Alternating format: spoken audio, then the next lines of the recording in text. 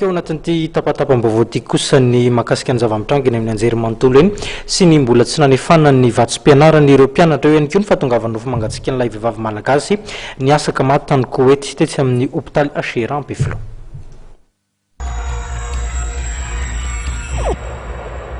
Manome fotoana hatramin'ny zoma izao ireo mpianatra eny Ankatso ahafahana mandony vatsim-pianarana efa-bolana ambiny izay tokony efa niraisin'izy ireo tamin'ity herinandro ity. Hatreto aloha dia nambarany serasera avy eny anivon'ny fitantanana oniversite fa tsy mbola eny am-pelatanan'izy ireo ny momba ny vatsim-pianarana fa mbola ny ministeran'ny fampianarana ambony no mbola mikarakara ny taratasy momba izany izay nilaza fa mbola miandry ny ministeran'ny teti-bolam-panjakana ihany koa.